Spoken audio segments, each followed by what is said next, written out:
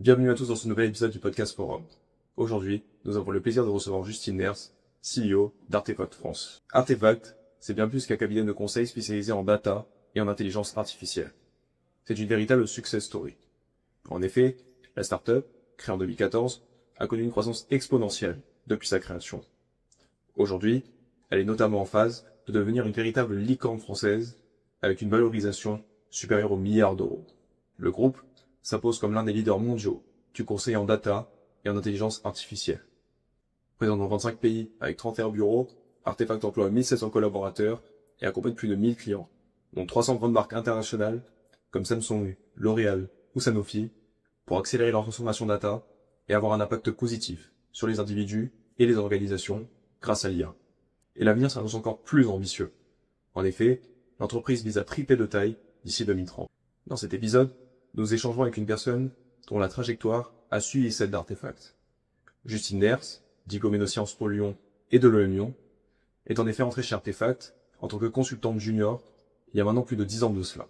Elle revient sur son chemin inspirant qui l'a conduite au poste de CEO France, sur le parcours exceptionnel d'Artefact et enfin sur les enjeux liés à la montée en puissance de l'intelligence artificielle. Bonne écoute. Bienvenue dans ce podcast Forum.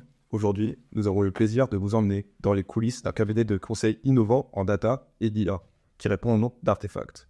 Et pour cela, nous avons la chance de recevoir Justine Ners, diplômée de l'EM Lyon et aujourd'hui CEO de Artefact France. Merci beaucoup d'avoir accepté notre invitation. Nous allons revenir sur votre parcours, aborder des sujets passionnants comme l'évolution de la data, l'impact de l'IA sur le monde du marché du travail ou encore vos conseils pour les étudiants qui souhaitent se lancer dans ces domaines. Et pour commencer, est-ce que vous pourriez vous présenter brièvement ? Bien sûr, donc déjà merci beaucoup pour l'invitation. Donc moi c'était Justine Ners, je suis diplômée de l'EM Lyon aussi de Sciences Po Lyon. J'ai fait un double diplôme EM Sciences Po et du coup directement après du coup mon stage de fin d'études, j'ai intégré du coup Artefact. Donc j'ai intégré Artefact en stage et ensuite j'ai été prolongée en CDI et du coup ça fait maintenant 10 ans que je suis chez Artefact. Donc j'ai commencé consultante et aujourd'hui du coup CEO d'Artefact France. D'accord, très bien. Et est-ce que vous pouvez nous expliquer rapidement ce que fait Artefact et votre rôle en tant que CEO France ? Donc Artefact, on a un cabinet de conseil spécialisé sur les sujets data et IA. Donc on accompagne nos clients, donc principalement des acteurs du CAC 40, dans leur transformation data IA. La moitié de nos équipes, c'est des consultants, donc des profils plutôt business, qui accompagnent les clients sur des sujets de stratégie data ou qui œuvrent en tant que product owner sur le déploiement de solutions data IA. Et l'autre moitié de notre staff, ce sont des ingénieurs, donc des data scientists, des data engineers, des data analysts qui construisent du coup des solutions data IA pour nos clients. D'accord, très bien. Et pour revenir un peu, pour parler un peu de la data chez Artefact, comment définiriez-vous simplement la data et l'IA pour quelqu'un qui n'y connaît rien ? Donc la data, c'est l'enregistrement d'une information. Quelle que soit effectivement la typologie d'information, donc ça peut être du texte, un chiffre, du son, une image. Donc c'est vraiment une donnée. Et nous, en tant qu'humains, on est producteurs de milliers de données au quotidien. Donc notamment maintenant avec la digitalisation de pas mal de services, on produit de nombreuses traces. Donc que ça soit sur les réseaux sociaux, sur quand vous faites vos courses en ligne, quand vous utilisez des applications de running. Donc tout ça, ce sont des informations qui sont générées. Et l'intelligence artificielle, comment effectivement on le définit ? Donc c'est vraiment la capacité, c'est la capacité à des machines de raisonner comme l'être humain. Donc c'est vraiment donner aux machines la capacité effectivement des capacités cognitives de l'être humain. Donc, comme par exemple percevoir, raisonner, apprendre, etc. D'accord. Très bien. Et par rapport au métier dans ces secteurs-là, comment pourriez-vous présenter le métier de data consultant ou de data analyst à un étudiant, par exemple ? Donc déjà, le métier de data consultant, data analyst, donc d'abord, c'est un métier de conseil. Et qu'est-ce que c'est le conseil ? C'est qu'on accompagne nos clients dans la résolution de problèmes complexes et on les accompagne dans leur transformation. Donc c'est-à-dire que versus le fait d'intégrer une grande boîte où vous allez avoir un rôle précis, un poste précis sur lequel, avec des missions précises, par exemple, c'est pas chargé effectivement de développement commercial pour Heineken ou chef de projet marketing chez L'Oréal. Là, le principe du conseil, effectivement, c'est qu'on a des missions et à chaque mission, on essaye de craquer un problème pour le client. Donc, soit un problème, on va dire, plutôt conseil, donc c'est-à-dire, par exemple, quelle doit être ma stratégie data IA. Donc là, on accompagne le client sur, effectivement, l'identification des projets data IA qu'il devrait mener dans son entreprise, la quantification des gains qu'il pourrait effectivement générer grâce à l'intelligence artificielle, ou bien sur le déploiement de solutions, concrètement d'algorithmes, de produits. Par exemple, pour des retailers, on peut construire des algorithmes d'assortiment pour optimiser les assortiments magasins, des algorithmes de prédiction de vente, etc. Et du coup, donc, le consultant, c'est plutôt la personne qui va effectivement faire le lien avec le métier, vraiment arriver à comprendre le problème métier et le traduire en fonctionnalité technique.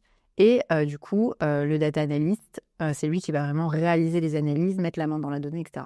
Après, les frontières entre le métier de data consultant et de data analyst ont quand même tendance à devenir de plus en plus fines. Et moi, ma volonté, c'est vraiment que tous nos consultants puissent mettre la main dans la donnée. Donc voilà, donc c'est pour ça que maintenant, je n'oppose plus vraiment data consultant et data analyst. Quand même, la vision du consultant chez Artefact, c'est que ça doit être quelqu'un qui puisse mettre les mains dans la donnée, réaliser des analyses, etc. D'accord, ok. Et ce qui est particulier par rapport à vous, c'est que, comme la plupart des personnes qui nous écoutent actuellement, c'est que vous avez étudié à l'EM Lyon. Et une première question que j'avais envie de vous poser, c'est quel souvenir gardez-vous en particulier de vos années à l'EM Lyon? Et est-ce qu'il y a des cours ou des moments qui vous ont particulièrement marqué pendant vos études? Très bon souvenir, très très bon souvenir. Donc déjà, moi je venais de Sciences Po, donc je suis arrivée à l'EM, effectivement. Je suis rentrée en AST au moment d'intégrer le master, donc très bon souvenir. Donc déjà, voilà, je trouvais l'ambiance assez exceptionnelle quand je suis arrivée. J'ai rencontré mon mari à l'EM aussi, au week-end d'intégration, donc dès les premières semaines. On a 2 enfants aujourd'hui, donc c'est quand même un très beau souvenir. Et puis à titre personnel, j'ai beaucoup apprécié les cours de l'EM, et c'est vraiment véridique. J'ai fait le parcours Digital Marketing et Big Data qui venait à l'époque de se créer avec Clément Levallois, qui avait récemment quitté l'EM Lyon, mais en tout cas, voilà, donc j'ai fait ce parcours-là, j'avais trouvé ça assez passionnant et c'est ça qui m'a vraiment donné envie aussi de travailler dans ce secteur-là. Et à Shanghai, j'avais fait le parcours entrepreneuriat qui nous avait permis de rencontrer plein d'entrepreneurs différents, etc. Et j'avais aussi trouvé ça très inspirant. Et je pense que ça a pas mal drivé mes choix professionnels par la suite. Donc en tout cas, voilà, je garde un très bon souvenir des cours que j'ai reçus à l'EM, en plus effectivement de l'ambiance de l'école et de tout ce qui est associé, quoi. Et oui, comme vous le disiez au début, vous avez fait un double diplôme Sciences Po et EM Lyon. Et est-ce que cette trajectoire entre sciences sociales et business a vraiment influencé votre manière de diriger une entreprise tech comme Artefact, par exemple? Je pense pas que ça a influencé la manière de diriger l'entreprise. Je pense par contre que ça a influencé ma manière de faire du conseil. Ce que j'ai vraiment apprécié à Sciences Po, c'est effectivement la grande culture générale que ça apporte. Ça permet aussi de vraiment développer un esprit critique. Donc ça, c'est quelque chose qui m'a beaucoup servi ensuite dans mon métier de conseil. Et aussi, ça m'a permis de développer mes capacités de structuration de ma pensée. Et ça, je pense que c'est vraiment quelque chose que j'ai appris à Sciences Po et qui est extrêmement utile aujourd'hui dans le métier du conseil. Ensuite, sur la capacité de diriger une entreprise, je pense que c'est un mélange de beaucoup de choses. Je pense que oui, ça vient des études. Il y a quand même des fondamentaux, effectivement, qui sont nécessaires de management, de gestion financière, etc. Mais ça s'apprend aussi beaucoup sur le terrain. Et voilà. Et je pense que ça dépend aussi beaucoup des personnes et de l'esprit qu'elles veulent insuffler au poste, quoi. D'accord. Ok, très bien. Et on a vu aussi au passage que vous avez un parcours très international, que ce soit des expériences en Chine ou aux États-Unis. Est-ce que vous pourriez nous citer, par exemple, des compétences que vous avez pu en tirer? Et est-ce qu'elles ont eu vraiment un impact sur votre carrière? Je pense que, effectivement, le fait de partir à l'étranger, j'ai passé 1 an aux États-Unis grâce à Sciences Po à l'Université de Virginie et du coup 6 mois en Chine sur le campus de l'EM. Donc déjà, effectivement, l'anglais, factuellement, ça paraît un peu basique de dire ça, mais en vrai, c'est fondamental. Et moi, je sais que de par mon background, on va dire familial, j'avais pas été exposée vraiment à la langue anglaise jeune et ça m'a beaucoup aidé de partir et je pense que c'est vraiment un prérequis dans nos métiers. Donc déjà, je suis assez reconnaissante pour le coup à Sciences Po à l'EM de m'avoir permis de faire ça parce que, voilà, n'ayant pas eu l'opportunité plus jeune de le faire, je crois que c'était vraiment enrichissant déjà sur ce point-là et aujourd'hui, c'est dans mon quotidien. Donc voilà, c'est un vrai plus. Et ensuite, l'exposition culturelle, on va dire, c'est l'ouverture que ça apporte. Et aujourd'hui, on évolue dans des entreprises qui sont très globales. La plupart de nos clients, ils ont des filiales internationales. On doit les supporter dans leur transformation IA globale. Et c'est vrai qu'il y a un enjeu, on encadre, on ne gère pas les projets de la même manière en fonction, effectivement, c'est des projets globaux ou si c'est des projets franco-français. Donc ça apporte quand même, je trouve, une ouverture effectivement sur le monde, une capacité aussi à comprendre les spécificités culturelles et à s'adapter du coup aussi pendant les projets. Donc assez important. Et moi aussi chez Artefact, j'ai eu l'opportunité de faire d'autres bureaux. Je suis allée à Dubaï, je suis allée à Londres et c'est vrai que dans le management aussi des équipes, il faut prendre en compte aussi ces spécificités culturelles et savoir s'adapter. Et du coup, voilà, donc c'est quelque chose que je retire de mes expériences à l'international. Et pour finir sur votre parcours à l'EM Lyon, étiez-vous engagé dans des associations lesquelles et ce que ça vous a appris en termes de compétences? Alors moi, j'étais chez Dress Code, on était pas mal de copines à être là-bas. Ce que ça m'a appris, ce que j'en retire, c'est vraiment la gestion de projet. Parce que moi, je me rappelle, j'étais en charge du défilé du gala de l'EM. Et en vrai, en termes de gestion, c'est quand même un sacré truc. Voilà. Donc, je pense que c'était formateur sur ce point-là pour moi. Sur vraiment, la gestion d'un projet avec un budget, avec des responsabilités, avec, plein de choses à faire avancer. Donc, c'est ça que je retiens principalement de l'expérience. Après, j'étais sur mon double diplôme Sciences Po et l'EM en même temps. Donc, factuellement, je pense qu'en termes d'engagement associatif par rapport à d'autres, c'était assez... c'était plus réduit, mais j'en retiens en tout cas une très bonne expérience. Ok, très bien. Et pour revenir par rapport à votre parcours chez Artefact, pourquoi avez-vous choisi Artefact pour débuter votre carrière? Et à votre arrivée, comment était l'ambiance, la taille de l'équipe et surtout tous les enjeux du moment? Donc moi, je voulais faire du conseil spécialisé dans tout ce qui était data et digital. C'était déjà une conviction de base. Et d'ailleurs, j'étais allée sur le forum de l'EM sur un groupe, qui avec des personnes qui étaient intéressées par le conseil.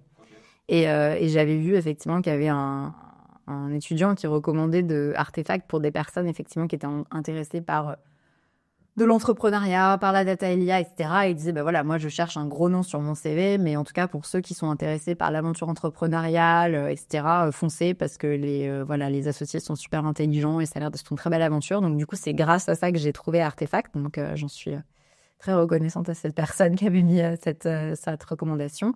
Et voilà, donc, volonté de faire du conseil spécialisé en data et IA. Et effectivement, j'ai rejoint une boîte à l'époque, on était moins de 20. Donc, aujourd'hui, on est 1700 dans le monde. Donc, c'est quand même une très belle aventure professionnelle et personnelle pour moi. Et c'était vraiment la start-up. Donc, c'était très différent d'aujourd'hui. Vraiment la start-up. Et ce que j'ai apprécié, c'est que même au grade de stagiaire, on était extrêmement responsabilisés parce que toute personne dans l'entreprise avait un rôle clé à jouer. Et j'ai vraiment apprécié ça. Donc ambiance très start-up au début, en tout cas. D'accord, très bien. Et oui, pour revenir sur ce point-là, donc vous avez commencé votre parcours chez Artefact en tant que consultant de data. Et vous dirigez aujourd'hui le bureau France. Et est-ce que cette progression s'est faite de manière naturelle au fil du temps ou y a-t-il eu un moment déterminant dans votre carrière qui vous a mené aujourd'hui à cette position-là? Ça s'est fait de manière assez progressive parce qu'en fait, du coup, l'entreprise a grandi de manière assez exponentielle entre 2014 et aujourd'hui. Il y avait vraiment besoin de personnes pour soutenir cette croissance-là. Donc, moi, j'étais toujours tirée vers le haut à devoir faire un peu le grade du dessus avant de l'avoir vraiment. Après, je pense qu'il y a eu quelques accélérateurs, et notamment en 2019, j'ai remporté un très gros appel d'offres donc pour supporter Orange dans toute leur transformation data IA. C'était un très gros contrat pour Artefact à l'époque, le plus gros qu'on ait jamais obtenu, et je pense que ça a quand même été un accélérateur important pour la suite de ma carrière, et ça reste un très bon souvenir. D'accord, très bien. Et dans ce parcours, j'imagine qu'il y a forcément eu des hauts et des bas. Et est-ce que, par exemple, vous pourriez nous partager un moment difficile et aussi une belle victoire qui vous a particulièrement marqué dans cette aventure? Donc, belle victoire, donc j'ai cité Orange qui était une belle victoire, et aussi peut-être donc au moment du Covid, je me rappelle, c'était 2 semaines avant le Covid, j'ai une personne d'Orange qui m'a appelée, qui partait dans un grand laboratoire pharmaceutique pour être dans un poste au comité exécutif d'un gros laboratoire pharmaceutique. Et elle avait entendu parler de moi chez Orange, et elle m'a appelée pour l'aider à créer sa direction data, du coup, dans ce laboratoire pharmaceutique-là. Et du coup, pendant 6 mois, j'ai été Chief Data Officer de transition dans ce laboratoire pharmaceutique-là. Et pour moi, c'est une très belle victoire parce que c'était la première fois que j'ouvrais vraiment un nouveau compte pour Artefact toute seule en autonomie. Donc aujourd'hui, ça apporte un gros volume d'affaires pour l'entreprise. Donc c'était une très belle victoire. Et puis même à titre personnel, c'est une expérience extrêmement enrichissante pour moi. J'en garde un très bon souvenir dans une période en plus particulière qui était le Covid. Donc voilà, donc ça, effectivement, c'est le point belle victoire. Et sur moments difficiles, en vrai, je retiens pas un moment difficile. Ce que je trouve difficile globalement dans ce métier et dans moi, mon aventure personnelle, c'est que j'ai jamais été dans une zone de confort. Déjà, une entreprise en hyper croissance comme Artefact, et en plus dans le conseil, on est sans cesse challengé, et en plus sur les sujets data, IA et tech qui changent tout le temps. Donc en fait, tous les 6 mois, il fallait que j'apprenne quelque chose de nouveau from scratch, quoi. Et ça, et en plus, à la fois, des offres, de la tech, des nouvelles postures en termes de management, en termes de gestion d'équipe, etc. Donc voilà, c'est pas reposant, on va dire. Mais je retiens pas un moment difficile. C'est le contexte global qui est toujours assez challengeant. D'accord, très bien. Et pour parler un peu plus d'Artefact de nos jours, est-ce que, du coup, Artefact connaît une forte croissance aujourd'hui? Et qu'est-ce qui, selon vous, fait la différence dans la culture et son positionnement par rapport aux autres cabinets de conseil aujourd'hui? Déjà, dans le positionnement, donc Artefact, on est un cabinet de conseil spécialisé sur les sujets data IA. Et aujourd'hui, factuellement, en France, il n'y en a pas énormément. Donc déjà, ça fait notre spécificité. On travaille vraiment de la strat au déploiement. Donc, c'est-à-dire qu'on fait à la fois de la stratégie, donc on accompagne nos clients, comme je l'ai évoqué en introduction, sur ce sujet strat data, mais on fait aussi vraiment du déploiement concret sur le terrain. Et c'est vrai qu'aujourd'hui, il y a un peu les cabinets de strat, il y a aussi les ESN qui déploient des technologies, mais cet ADN à la fois strat et déploiement, c'est quand même quelque chose qui fait la spécificité d'Artefact. Et sur la culture, je retiendrai 2 choses. Déjà, l'intrapreneuriat, donc c'est-à-dire qu'on encourage vraiment tout le monde à innover, à donner des idées, à s'impliquer sur les projets. Donc la boîte est quand même assez horizontale. Enfin, je veux dire, tout le monde peut apporter de la valeur et des idées, et ça, c'est quelque chose qui est resté vraiment vrai, même si on a grossi en taille. Et aussi, deuxième point, c'est l'excellence quand même dans ce qu'on fait, dans le delivery. Donc, on veut être un peu la grande école de l'IA française. Donc, nous, notre promesse pour les employés, c'est de dire qu'on veut les aider à être les leaders data de demain. Et on a vraiment un enjeu à les développer en ce sens-là. Donc, je trouve que c'est aussi ce qui fait un peu notre caractéristique et notre spécificité. D'accord, très bien. Et maintenant, on va parler un peu plus des enjeux autour de la data et de l'IA aujourd'hui. On sait qu'il y a beaucoup de bouleversements, il y a ces sujets-là de nouveau. Et première question, selon vous, comment les usages de la data et de l'IA évoluent-ils dans les entreprises aujourd'hui? Donc du coup, ce qu'on voit quand même, les grandes... il y a eu l'IA traditionnelle, on va dire. En 2017, tout le monde voulait faire des POC, donc faire des tests autour de l'IA, etc. Et tout le monde testait, expérimentait, etc. Ensuite, il y a eu le gros sujet de comment on va passer l'IA à l'échelle. Donc c'était entre 2018 et 2022, et c'est encore toujours un peu le cas, mais comment on va vraiment arriver à faire de l'IA à l'échelle, c'est-à-dire plus seulement expérimenter, mais arriver à avoir des solutions IA qui sont implémentées concrètement dans les processus de l'entreprise. 2022, il y a eu l'essor du ChatGPT. Donc là, ça a été quand même une grosse révolution, et on a beaucoup parlé d'IA générative. Et là, le sujet, c'était plutôt comment on adopte l'IA dans l'entreprise. Donc, c'est-à-dire comment on s'assure que tous les collaborateurs retirent de la valeur, effectivement, de cette IA générative-là. Et ce qu'on va chercher, c'est, on va dire, du gain de productivité à l'échelle individuelle. Donc, c'est-à-dire comment vraiment on peut aider les collaborateurs à gagner, chaque collaborateur à gagner en efficacité dans son travail. Donc voilà. Donc là, le gros sujet, c'était en tirer de la valeur de ces technologies-là, et on a vu beaucoup de projets, effectivement, de bots, effectivement, de gestion de la connaissance d'entreprise, etc. Et maintenant, ce qui a vraiment changé, c'est il y a la nouvelle vague un peu agentique IA, où là, comment ça évolue, c'est vraiment les entreprises sont en recherche de productivité, de gain d'efficience. C'est-à-dire comment, grâce à l'IA, ce qui change avec l'agentique, c'est que l'IA, elle peut maintenant, on disait que l'IA, elle peut percevoir, raisonner. Maintenant, elle peut aussi planifier. C'est-à-dire qu'on va vraiment dans l'automatisation d'une action derrière. Donc, par exemple, je ne sais pas, une IA qui vous aiderait à rédiger un email, mais qui l'enverrait directement aussi. Donc, si on se projette dans un département marketing, un agent qui, effectivement, arriverait à définir des insights sur les consommateurs, générer des segments d'audience, par segment d'audience, générer effectivement le contenu du message à pousser, et qui directement automatiserait l'envoi de ces messages à l'échelle. Donc, on est vraiment dans cette dynamique bout en bout de se dire comment on peut transformer effectivement les processus avec l'IA pour gagner en efficacité. D'accord, très bien. Et vous avez un peu répondu aussi à la prochaine question, mais à votre avis, à quoi va ressembler le futur du travail avec l'intelligence artificielle, et surtout, quels sont les métiers qui vont drastiquement changer? Donc déjà, nous, on a une vision très positive de l'IA chez Artefact. Enfin, bien sûr, il faut qu'elle soit encadrée, c'est un non-sujet. Mais on pense en tout cas que la conviction, c'est qu'elle peut générer plus de valeur qu'en détruire. Et en fait, ce qu'on voit aussi, c'est que la vague, on est obligé de la prendre. C'est-à-dire qu'en fait, je vous donne un exemple d'un de mes clients qui me disait qu'il n'y avait pas de solution d'IA générative transverse implémentée dans son entreprise. Et du coup, 70% des collaborateurs allaient faire du shadow IA, c'est-à-dire aller sur le chat GPT pour effectivement utiliser l'IA. Et du coup, mettez des données publiques, des données privées, pardon, dans le chat GPT. Donc, il y avait un enjeu important pour ce client à lui-même construire sa solution d'IA à fournir effectivement à ses employés. Donc ça, effectivement, c'est inéluctable. Donc ça, c'est le premier point. Et effectivement, comment ça va changer le travail, c'est que demain, ce qu'on voit, c'est qu'il y aura certainement, donc il y aura des collaborateurs humains, et il y en aura, voilà, et il y aura aussi des agents. Et en fait, chaque collaborateur aura la possibilité d'avoir son agent ou son assistant IA pour augmenter ses capacités. Donc ça veut dire que demain, en tant que manager, on devra apprendre à manager des humains, mais aussi manager des agents. Parce que ces agents-là, ils ont besoin d'être évalués, ils ont besoin d'être supervisés, ils ont besoin d'être contrôlés. Ça, c'est une certitude. Donc en fait, il va falloir quand même former effectivement les managers et aussi les collaborateurs à savoir encadrer cette IA et en tirer le meilleur parti. Et il y a un enjeu aussi à définir les règles. Comment on veut, quelle est la vision en tant que chef d'entreprise, quelle vision du futur du travail justement avec l'IA vous voulez insuffler. Moi, par exemple, je sais que chez Artefact, je ne souhaite pas que les populations juniors utilisent l'IA pour coder, pour générer des comptes rendus, pour générer des présentations.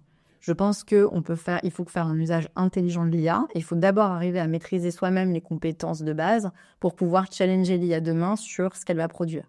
Voilà, donc je pense qu'il y a quand même ces réflexions à se donner sur quel doit être le futur du travail demain de l'IA et que ça doit être fait à l'échelle effectivement organisationnelle. Mais ce qui est sûr, c'est que demain, voilà, dans les directions, quelles que soient effectivement les organisations, on verra effectivement des humains et des agents travailler ensemble, sur la production de certaines tâches. Et pour les métiers que ça va le plus impacter, factuellement, ce qu'on voit aujourd'hui, c'est que ça remplace quand même rarement, très très rarement, des collaborateurs aujourd'hui, à part effectivement donc un enjeu de repositionnement du coup de certains collaborateurs qui sont en partie effectivement augmentés par l'IA sur des activités à plus forte valeur. Et ensuite, parfois, il y a certains effectivement qui doivent faire des repositionnements complets de métiers. Donc ça, c'est plutôt les métiers qui exécutent des tâches très chronophages, très manuelles et très répétitives de manière systématique. Mais ça concerne aujourd'hui, c'est principalement ce type de métier. D'accord, très bien. Déjà, merci beaucoup d'avoir accepté notre invitation encore une fois. On va commencer à conclure ce podcast. Et une première question dans cette phase plutôt de conclusion. Quels conseils donneriez-vous aux étudiants de l'UM Lyon aujourd'hui ? Je pense effectivement que moi, le conseil que je donnerais, parce que je sais que souvent, on ne sait pas trop ce qu'on veut faire quand on est étudiant à l'EM. Et moi-même, j'étais ou à l'EM, n'importe où d'ailleurs. Je ne savais pas trop ce que je voulais faire. Et je pense qu'en fait, ce qui est le plus important, c'est d'aller dans un endroit où vous pouvez apprendre. Et moi, c'est ce que je dis aussi aux consultants ici, c'est tant qu'on apprend de nouvelles choses, en fait, c'est positif. Et ça veut dire qu'on est bien où on est. Et si par contre, on arrête d'apprendre, je pense que c'est ça le problème. Et ça m'a pas mal, moi aussi, permis de relativiser sur le choix que j'allais faire ensuite d'entreprise. Voilà. Je me suis dit, je veux un contexte où j'apprends et c'est ça le plus important. Donc, je pense que c'est principalement ça, en tout cas, c'est le conseil, c'est dans votre recherche, on va dire, professionnelle, essayer d'être drivé plutôt par les secteurs où vous êtes pas mal tiré vers le haut. Et ensuite, sur les sujets data IA, principalement un conseil, c'est que je pense qu'il faut vraiment prendre la vague aujourd'hui. D'accord. Même si demain, vous ne voulez pas travailler dans ce secteur-là, quel que soit le secteur dans lequel vous allez, on va dire, atterrir, il y a fort à parier qui sera disrupté par l'IA. Donc, en fait, il vaut mieux préempter ces sujets, se former, s'acculturer, plutôt qu'effectivement se retrouver a posteriori en réaction face à ça. Mon conseil, c'est vraiment effectivement de se préparer à la vague et aussi avoir un minima, on va dire, être acculturé sur le sujet. Et aujourd'hui, il y a de multiples manières de pouvoir l'être. D'accord, merci beaucoup. Et une toute dernière question pour conclure ce podcast. Est-ce qu'il y a une ressource, une lecture ou une personne en particulier que vous recommandez de suivre pour mieux comprendre ces sujets-là ? Oui, donc il y a Emmanuel Vivier par rapport à ce sujet sur la culturation numérique que je mentionnais. Il y a Emmanuel Vivier qui est le fondateur du Hub Institute. Donc c'est un organisme qui fait beaucoup de sensibilisation effectivement sur ces sujets-là, qui publie beaucoup sur LinkedIn Donc, je vous invite à le suivre et je pense que ça donnera effectivement un très bon vernis et un bon niveau justement d'acculturation sur ce sujet-là. D'accord, merci beaucoup. Merci. Merci d'avoir accepté notre invitation. Et pour notre part, on se retrouve dans un prochain épisode du podcast Quorum. Merci beaucoup. Data ou stratégie? Data. IA, opportunité ou menace? Opportunité. IA, éthique, mission ou utopie? Mission, clairement. Industrie du télécom ou healthcare? Healthcare pour tout ce que ça peut apporter aux patients. Très bien. Vous êtes déjà arrivé d'utiliser ChatGPT pour résoudre un problème? Au quotidien dans mon travail. Est-ce que l'IA va transformer le cinéma? Oui, en partie. Je vous invite à aller voir le Artefact Film Festival, qui est sorti l'année dernière sur les courts-métrages qui ont été générés par l'IA. Ça marche. Faut-il réguler davantage l'usage de l'IA en entreprise? Oui, avec précaution. La donnée a-t-elle plus de valeur que l'expérience? Non, équivalent. L'IA finira-t-elle par être une collègue comme les autres? Non, mais il faudra en tout cas en prendre compte quand même. Très bien. Et pour finir, est-ce que le rôle de CEO peut s'apprendre en école de commerce? Non, je pense que c'est une grande partie aussi d'expérience terrain. Mais les bases sont acquises en école de commerce. Merci beaucoup.